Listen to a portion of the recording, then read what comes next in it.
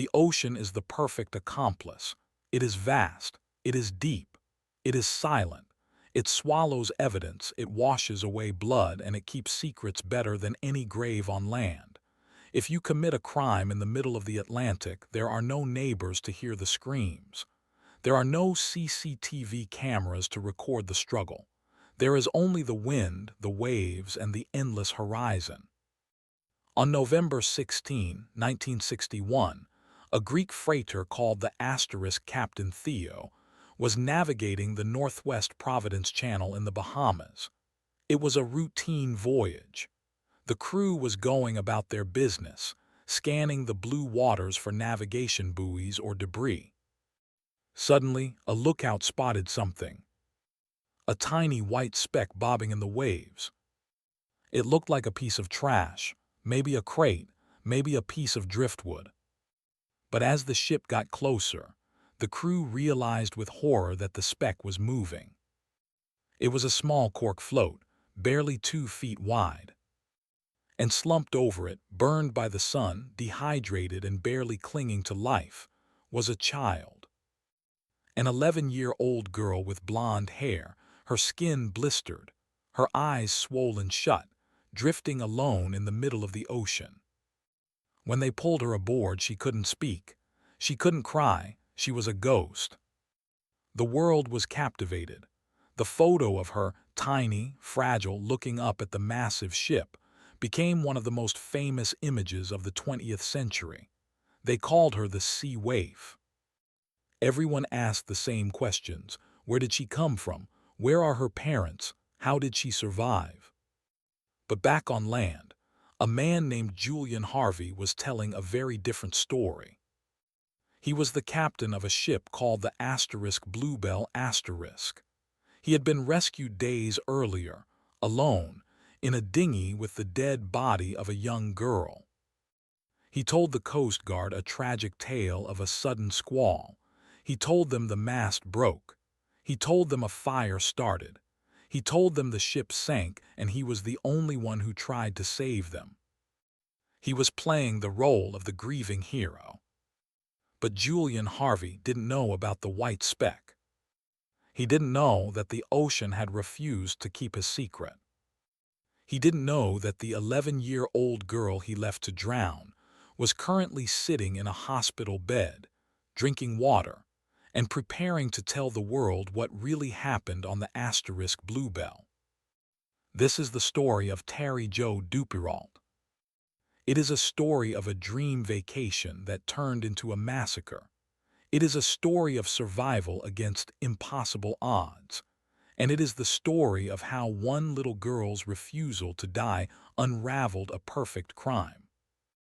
If you are fascinated by the mysteries of the sea and the incredible resilience of the human spirit, please hit that subscribe * button right now. You need to hear this story because it reminds us that the truth, like a cork, will always float to the surface. To understand the horror, we have to start with the dream. The year was 1961. The Duperrault family lived in Green Bay, Wisconsin. Dr. Arthur Duperrault was a successful optometrist. He was 40 years old. He had worked hard all his life, and he wanted to give his family an experience they would never forget. He had a wife, Jean, and 3 children, Brian 14, Terry Jo 11, and little Renee 7. Dr. Duperrault had a plan. He wanted to take them sailing in the Bahamas. He wanted to escape the cold Wisconsin winter and spend a week in paradise, exploring the islands, snorkeling in the crystal-clear water. He chartered a beautiful 60-foot ketch called the Bluebelle. It was a stunning vessel. 2 masts, sleek lines, luxury cabins. It was the kind of boat you see in movies. To sail it, he hired a captain, Julian Harvey. Harvey was a decorated World War II pilot. He was a handsome, rugged man. He had a reputation for being a skilled sailor. Joining them was Harvey's wife, Danae. She was a former stewardess, beautiful and charming. On November 8, 1961, The group set sail from Fort Lauderdale, Florida. For the first few days, it was idyllic. The Duperrault children played on the deck. They collected shells on the islands. They ate dinners under the stars. Dr. Duperrault was happy. He was living his dream. Terry Jo remembers those days fondly. She remembers the warm wind. She remembers Captain Harvey being polite, if a little distant. But underneath the surface, there was tension. Julian Harvey wasn't just a captain. He was a man with a dark past. He was a man with money problems. And he was a man who had recently taken out a massive insurance policy on his new wife, Danae.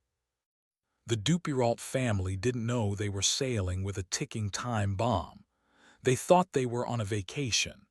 In reality, they were trapped on a floating stage where a murder plot was about to unfold. November 12, 1961. It was the last night of the trip. The Bluebelle was anchored near Sandy Point. The family had a nice dinner. They laughed. They talked about heading back to Florida the next day. Terry Jo was tired. She went down to her cabin early. Her cabin was at the back of the boat. She climbed into her bunk, listened to the gentle lapping of the waves against the hull, and fell asleep. Around 11:00 p.m., Terry Jo woke up. She didn't wake up to the sound of waves. She woke up to the sound of screaming. It was her brother Brian. He was yelling, "Help, Daddy, help." Then she heard the sound of running footsteps on the deck above, thumping, scuffling. And then silence. Terry Jo lay in her bunk, her heart pounding. She was 11. She was confused. She waited.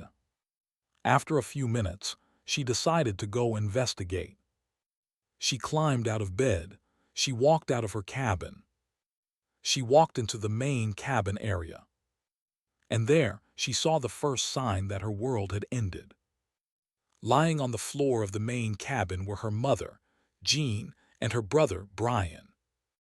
They weren't moving. They were lying in a pool of blood. Terry Jo froze. Her brain couldn't process it. Did they fall? Did they get hurt? She walked up the stairs to the deck. She was looking for her father. She was looking for the captain. She reached the top of the stairs. She saw more blood on the deck. And then she saw Captain Julian Harvey. He was moving frantically. He was panting. He saw Terry Jo. He didn't comfort her. He didn't say, "There's been an accident." He looked at her with wild eyes and shouted, "Get back down there." He shoved her. He shoved her back down the stairs into the darkness of the cabin, where her dead family lay. Terry Jo ran back to her bunk. She crawled under the covers. She was terrified. She was shaking. She lay there listening. She heard sounds that didn't make sense. A hammering sound, like someone breaking wood. Then a gurgling sound. Water. The smell of oil began to fill the air. The floor of her cabin began to get wet. The ship wasn't just a crime scene, it was sinking. Julian Harvey had opened the sea cocks. He was scuttling the ship. He needed the asterisk Bluebelle to disappear to hide the evidence of what he had done. Terry Jo realized the water was rising fast. It was up to her ankles, then her knees. She knew she couldn't stay in the cabin. She would drown. She gathered every ounce of courage she had. She walked back up the stairs to the deck. The water was rushing over the deck now. The ship was tilting. She saw Captain Harvey again. He was near the dinghy, the lifeboat. The dinghy was floating in the water, attached to the ship by a rope. Inside the dinghy was the lifeless body of Terry Jo's little sister, Renee. Harvey was preparing to leave. He looked at Terry Jo. And then a strange moment happened, a moment of confusion that likely saved her life. The rope holding the dinghy was stuck. Harvey shouted at Terry Jo, "Is the dinghy loose?" He handed her a knife, or maybe the rope.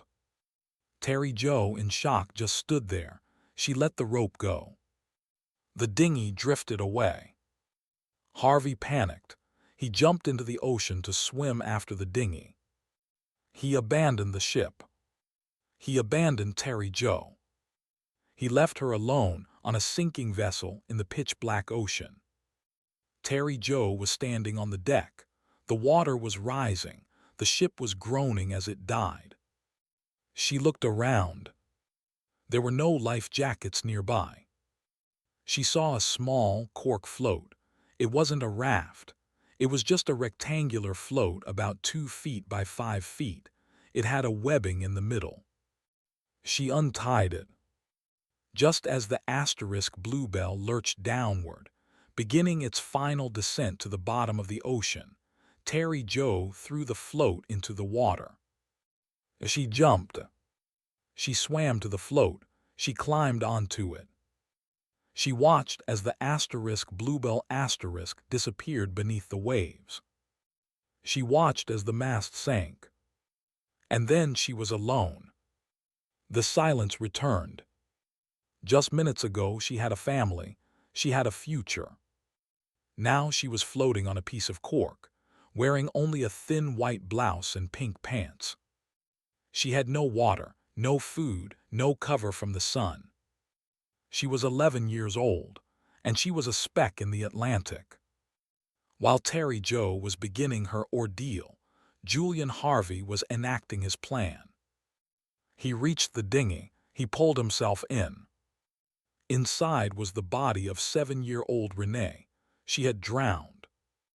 Harvey drifted until the next day. He was spotted by an oil tanker, the Gulf Lion *. He waved them down. He acted frantic. "My ship sank," he yelled. "There was a squall. Everyone is gone." He was pulled aboard. He told a detailed, heartbreaking story. He said a sudden storm hit the Bluebelle *. He said the mast snapped and pierced the hull. He said a fire broke out. He said he tried to save them, but the ship sank too fast. He claimed he found Renee's body in the water and tried to revive her, but it was too late. He was the tragic survivor, the brave captain who lost his passengers to the cruel sea. The Coast Guard believed him. Why wouldn't they? He was a war hero. He was a professional. His story, while tragic, was plausible. He was taken back to Miami. He gave statements. He attended hearings. He went home to his motel room, thinking he had gotten away with it. He thought he had committed the perfect crime. He would collect the insurance money on his wife, Danae. He would start a new life. He had tied up every loose end. Except one. Back in the ocean, Terry Jo was fighting a battle that most adults would lose. Day 1 passed. The sun was hot but bearable. She had hope. She thought someone would find her soon. Night 1 fell. The ocean became cold. The darkness was absolute. She could hear fish jumping. She could imagine sharks beneath her. She huddled on the float, shivering. Day 2. The sun became an enemy. It burned her skin. Her lips cracked. Her tongue swelled. She started to hallucinate. She saw islands that weren't there. She saw ships that turned into clouds. She was so thirsty. The water was everywhere, but she couldn't drink a drop. Water, water everywhere, nor any drop to drink. Day 3. Her skin was blistering. Her eyes were swollen shut from the salt and the glare. She was drifting in and out of consciousness. She wasn't scared anymore. She was numb. She later said she never lost hope. She prayed. She had a deep spiritual resolve. She remembered her father. She remembered her mother. She decided she wasn't going to let the ocean take her. Day 4, November 16. She was near death. Her body was shutting down. She couldn't lift her head. And then the sound of an engine. She forced one eye open. She saw a massive wall of steel. The Captain Theo asterisk. The crew looked down. They saw the tiny blonde girl. They saw the sea waif. They lowered a makeshift raft. They grabbed her. "My name is Terry Jo," she whispered. And then she collapsed. The rescue of Terry Jo Duperrault was international news. She was airlifted to a hospital in Miami. She was in critical condition. But she was alive. Word of her rescue spread quickly. It reached the Coast Guard station, where Julian Harvey was being questioned. Imagine the moment. An officer walks into the room where Harvey is sitting. "Captain Harvey," the officer says, "we just got news. They found a survivor." Harvey's face must have turned pale. "Who?" he asked. "The girl, Terry Jo, she's alive." Harvey stammered. "Oh my God," he said, that's wonderful." But inside he knew. He knew his story about the squall was about to be destroyed. He knew his story about the fire was a lie. He knew that Terry Jo saw the blood. She saw the bodies. She saw him shove her down the stairs. His perfect crime had just been undone by an 11-year-old on a cork raft. Harvey left the interrogation room. He said he was tired. He went to his motel. He knew the police were coming. He knew Terry Jo would wake up and talk.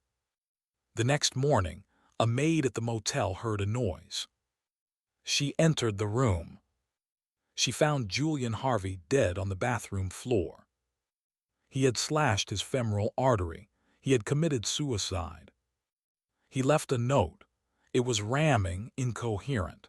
He didn't confess directly, but his action was the ultimate admission of guilt.